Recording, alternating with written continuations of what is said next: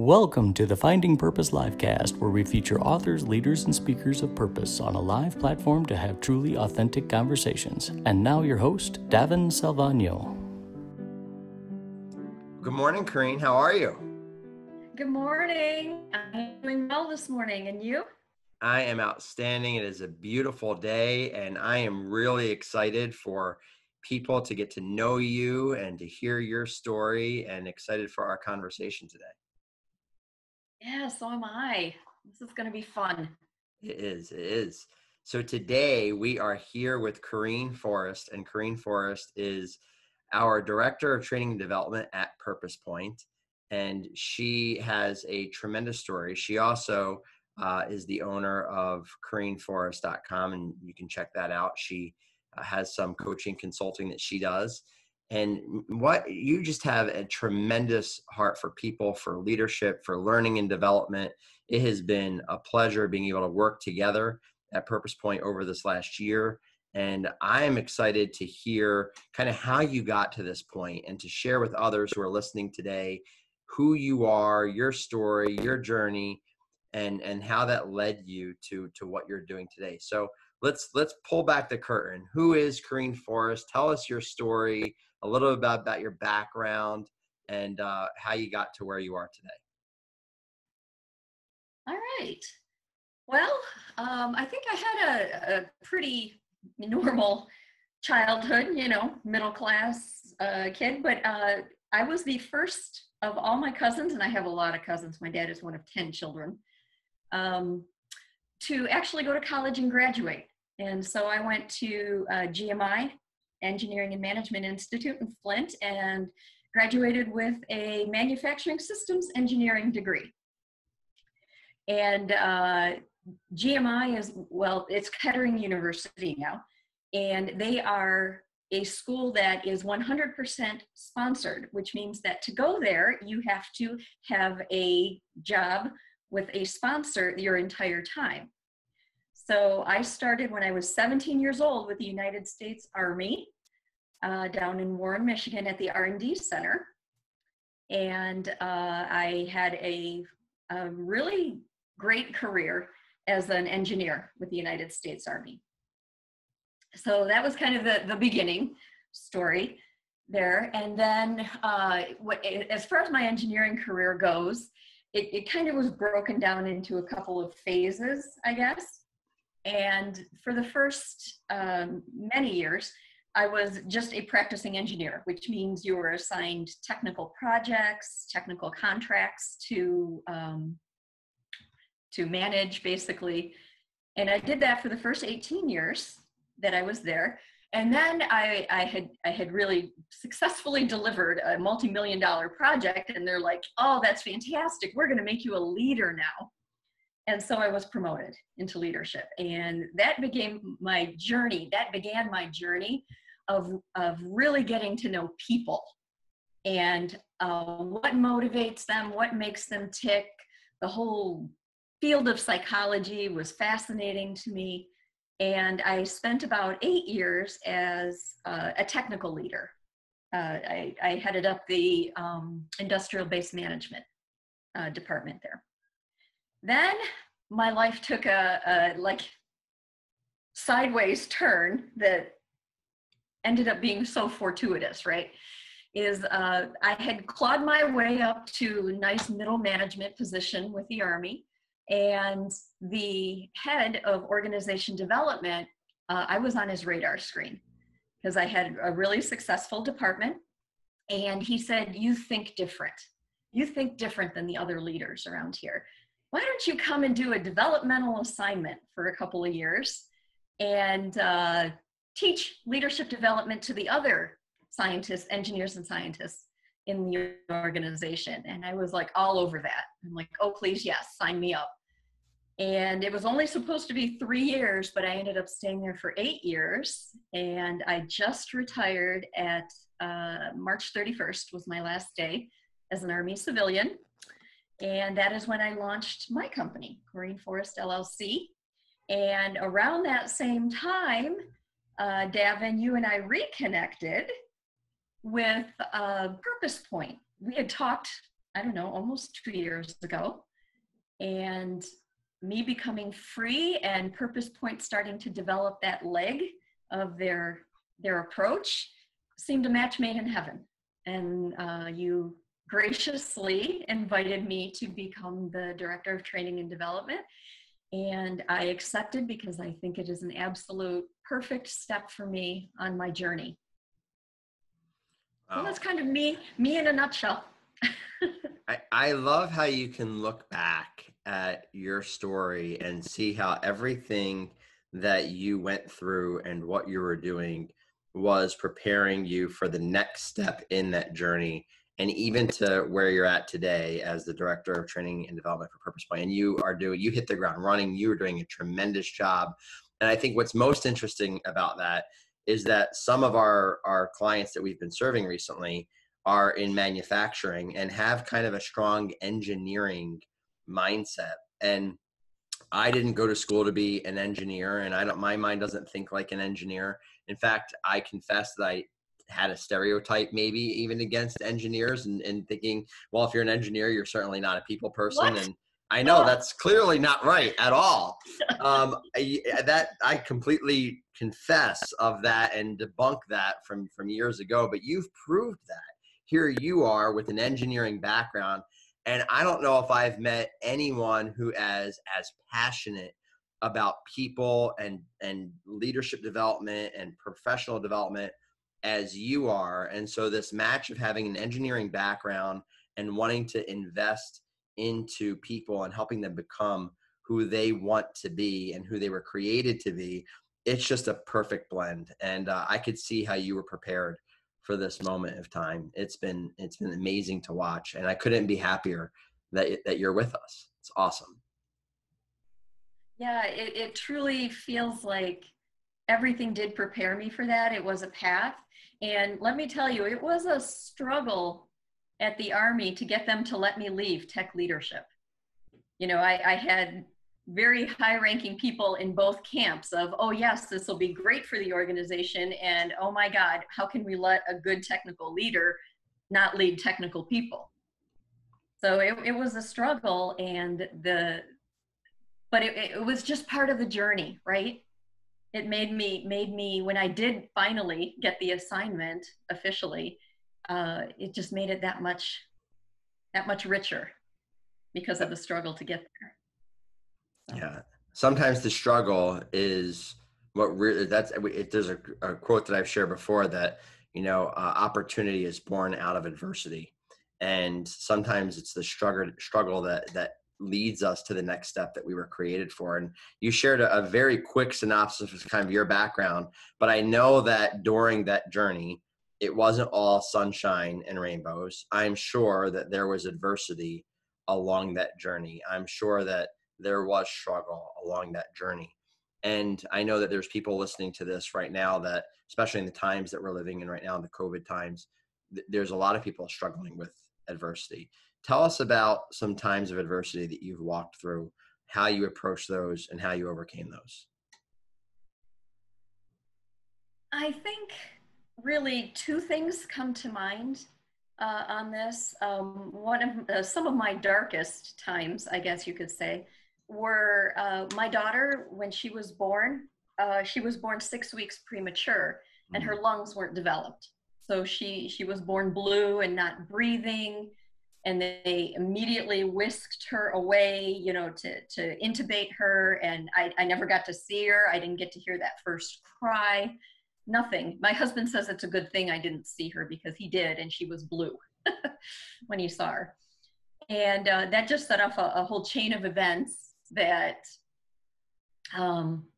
really, and being it was my first child, I didn't know what normal was supposed to feel like, but I knew that this wasn't it. So she was born at one hospital that didn't have a neonatal intensive care unit, a NICU. So she had to be transported. It was the middle of the night. She was born at 1:30 in the morning. It was during the first blizzard of the year.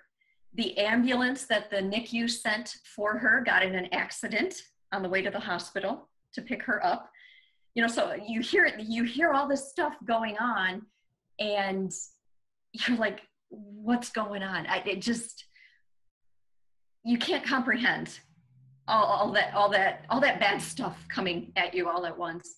But they did bring her, they got her intubated, got her into an isolette, wheeled her down to my room so I could at least see her before they took her away to the other hospital. They released me the next morning, so I think I was in the hospital for a total of maybe 10 hours after I delivered her, and I immediately went over to the other hospital, and she was in the NICU for a good week. Some of the doctors wanted to keep her a little longer because she was jaundiced. It was part of the, being born premature, and she was very bruised from them trying to revive her. Literally the smacking her on the back caused her whole back to turn purple. So it was really, really, the NICU is such a sad place. It is just a sad place. So, and when I tell this story, it's hard for me to realize that at the time, it never crossed my mind that my daughter was not going to live. It never did. Even though sometimes, because I stayed with her all day in the NICU, sometimes we would have to leave. They would ask all the parents to leave because a baby was in critical condition and emergency things had to happen. And at the time, it never occurred to me that my baby wasn't going to live. And I think that kind of resilience, and I don't know if maybe the thought was so scary that my brain couldn't process it, but it wasn't until a couple of years later when I actually saw a TV commercial about drug users, and when women who are pregnant and taking drugs and those babies are born addicted to drugs. My daughter was at St. John in Macomb, or St. John in Detroit. She was born at St. John Macomb, and they had to transfer her to St. John, Detroit. That probably 80% of the babies that were in the NICU were drug babies. And it never occurred to me until that I saw that commercial that's how sick those babies are in there. And not all babies come out of the NICU like mine did. And I was truly blessed. And now if you saw my daughter, I'm only 5'3". My daughter is like 5'9", healthy as can be, just super smart. I launched her into the world successfully. So you would never guess, looking at those pictures that I took of her in the NICU when she's intubated and has IVs everywhere, that it's going to turn out that way. But I was truly blessed at that time. So that brings me to the second thing that I thought of, and this is more of a, it's not an event kind of thing. It's being a woman in a predominantly male profession like science and technology brings its challenges almost every day. And any woman who, and I won't say unfortunately, because GMI gave me a fantastic start, but to this day, it's 80% male at the school. So you quickly learn how to be one of the guys. And, like I said, I started at the Army when I was only 17, and you can imagine the Army is another predominantly male space. And here I am in research and development. So yeah, when I retired just a couple months ago, in the leadership at the R&D Center is still 88% male. So dealing with that every single day, it's kind of an adversity. It's kind of like that bruise that someone's always kind of poking, because it's just always there. And, there's well-documented research about how women are treated different in these situations. And I'm going to bring this whole thing full circle to say how I handled my daughter's premature birth, and the fact that I never considered that she wasn't going to survive is kind of how I handled the fact of a 32-year career with the Army, is that it never occurred. I won't say it never occurred to me. I never let it affect me that the men were going to treat me different. You know, it's like walking into a meeting with 15 guys and you're the only woman there was common. So I just didn't let it cross my mind that, hey, they're checking out my outfit or my earrings and they're not going to listen to what I have to say. Right. So, you know, it just, if you don't entertain the thought, your brain doesn't look for validation that it's going to happen. You know, if it's a proven fact that women are interrupted more than twice as often as men when they're speaking in a group meeting. And if you walk into a meeting saying, gee, I wonder who's going to interrupt me this time, you're going to find it. But if you walk in there saying, hey, I've got things to say and I'm going to make sure I say them, then that's what you do and that's what you look for. So I think the same kind of mentality, the same mindset of not entertaining the thoughts so my brain doesn't automatically or maybe even subconsciously look for those things helps me get through adversity. That's so powerful. And you shared two very, very powerful examples. I can't even imagine as a parent what that was like for you to have to walk through that time. And I know we were talking even before about how that time really lasted, you know, for you a week or so. But when you're in the middle of it, it seems like an eternity. That's all that matters when you're walking through that, especially as a parent.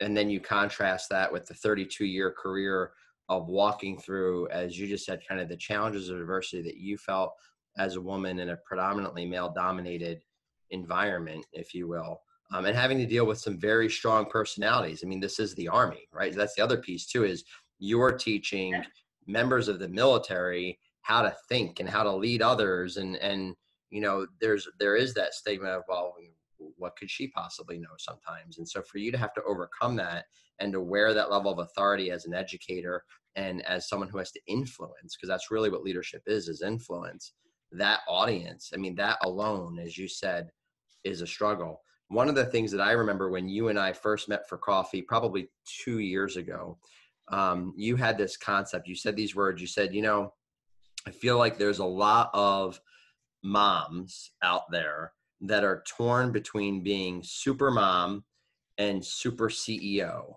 in their profession, in their career profession, because everyone wants to succeed at work. Everyone wants to be able to reach their potential. And a lot of them find their purpose, you know, outside of being a parent, at work, in whatever career they're in. And the further they advance in that work, the more closer sometimes they feel that they're fulfilling that. And you had mentioned a lot of women sometimes don't feel like they reach their potential or truly fulfill their purpose because they feel like they have to be super mom. They have to sacrifice. And it's this either or. Either I'm super mom or either I'm super CEO. And I know that resonates certainly in my household with my wife. She's very, very gifted and she's an incredible mom, but she also doesn't want that to define her. She's got so much potential outside of that. You've done a tremendous job of saying, hey, it doesn't have to be either or. You can be super mom and be super CEO. Walk us through a little bit of that mindset, because I know there's people listening to this that are dealing with that adversity and that struggle, but you seem to bridge that gap. I think it's possible for women to have it all, quite frankly. But what has to happen is that women have to realize that they get to define their all.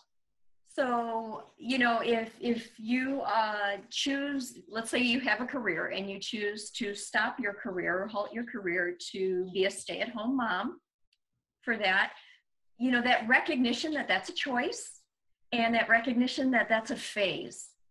Your kids are, you know, as a mother of a 25 and a 22-year-old, your kids aren't going to be little forever.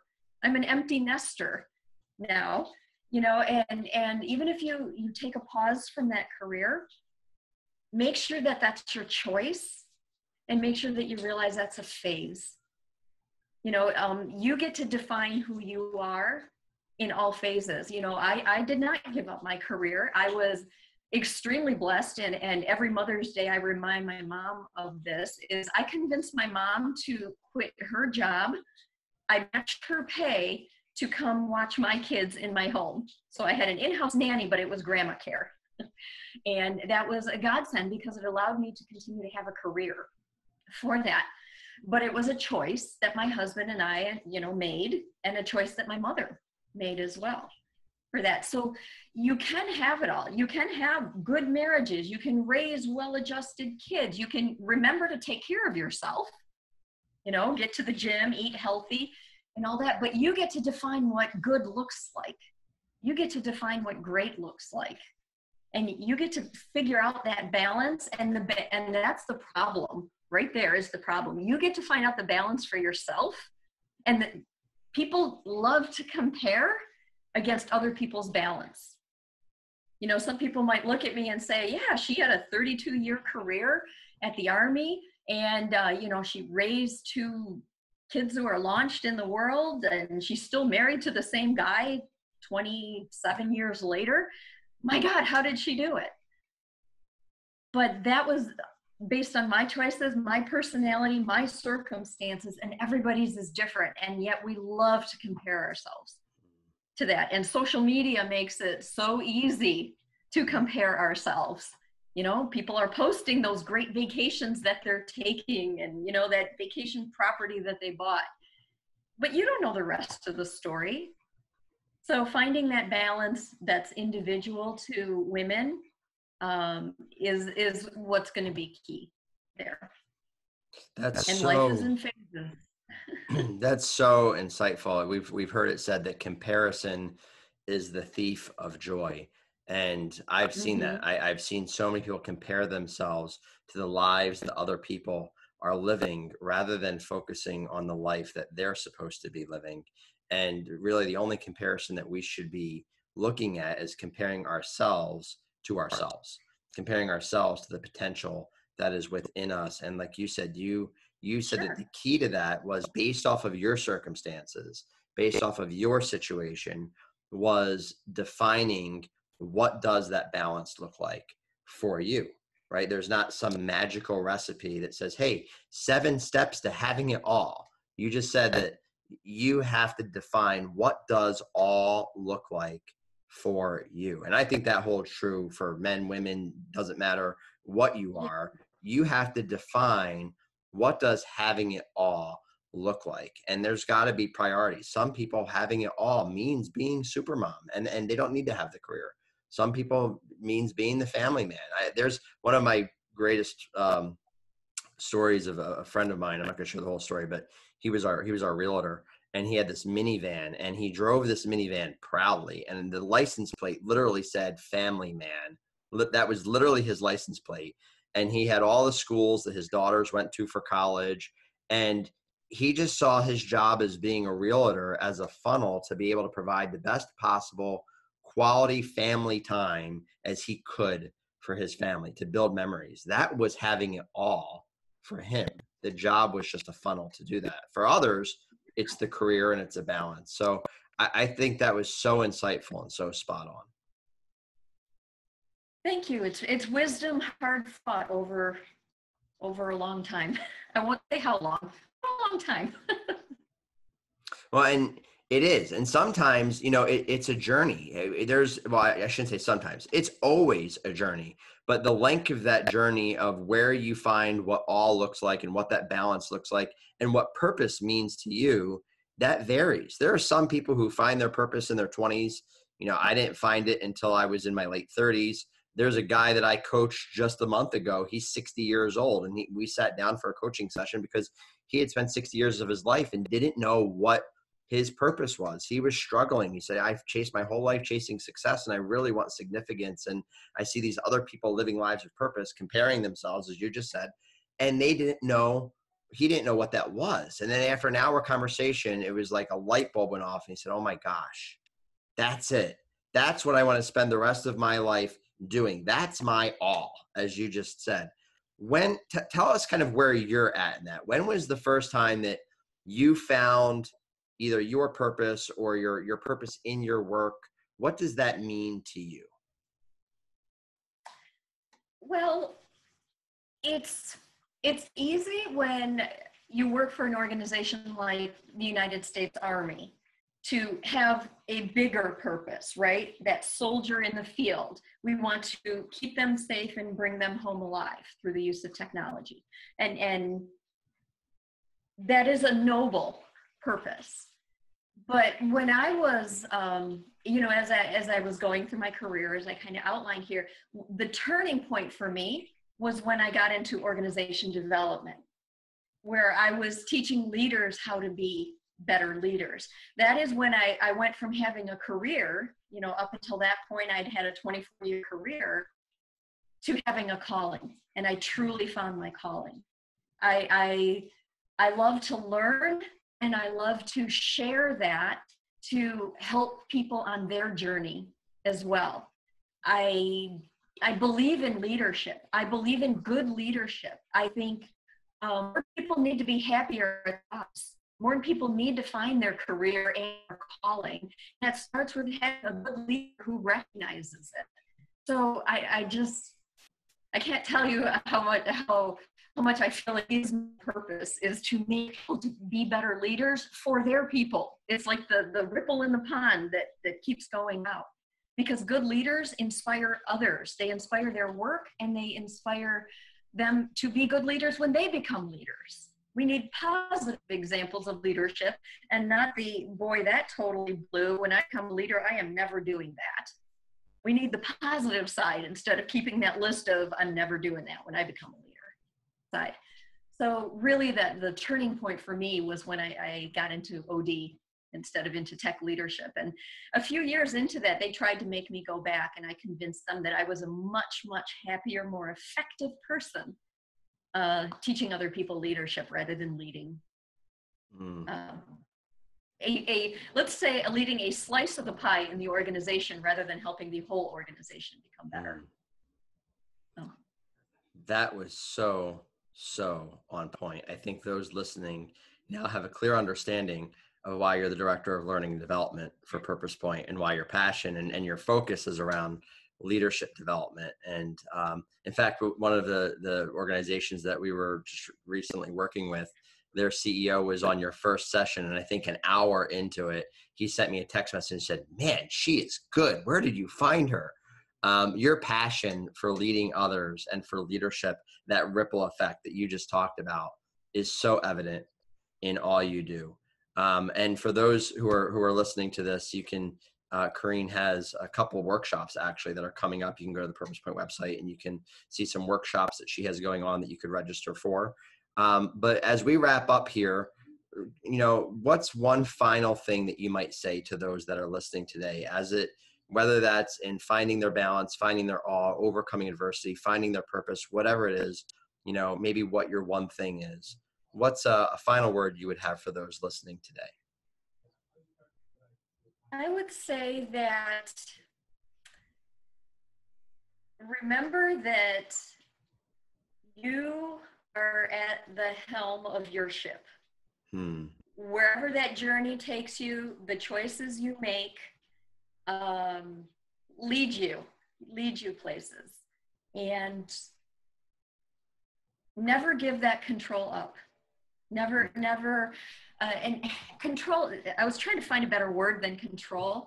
It's never forget that you are the final decision maker in the choices you make. And that goes from what you think, what you believe, and what you do, and everything. So we all get guidance, and where that guidance comes from can vary from person to person. But ultimately, we have free will, and we get to decide. And anytime my life wasn't going the way I wanted it to go, I made changes so that it would go the way I wanted it to go. And I told you a couple of times, I feel very blessed with the life that I've led to date. So that would be my final word. So good. That is the epitome of circumstances don't define you. Choices do. And I think that's true for everybody. We all have been dealt different circumstances, but it's the choices that we make within those circumstances. It's how we steer that ship as the captains at the helm into the storm, away from the storm, or abandoning the helm altogether. The choices we make based off of the things that come our way define us. And so thank you for being a tremendous example and an inspiration to so many people that are listening to this today. Thank you for all that you continue to do for PurposePoint, for our team, for those that we serve, and the ripple effect that you're creating through organizations that we're helping to develop and to engage, inspire, impact their people. I'm just very grateful to be on this journey with you. Well, thank you. Thank you for having me, and thank you for offering me the opportunity to become part of PurposePoint. I'm so excited about the path that we are on with that, and the path I'm on and the path we are on together. So thank you. Thank you for both those. Absolutely my pleasure. Today, we had the opportunity to spend time with Coryne Forest, the Director of Training and Development for PurposePoint, a 32-year Army training veteran, and what an incredible story that she shared today. You can learn more about Coryne at purposepoint.com and visit her pages there, and CoryneForest.com as well. We thank you so much for listening today and look forward to you joining us on the next episode of the Finding Purpose LiveCast.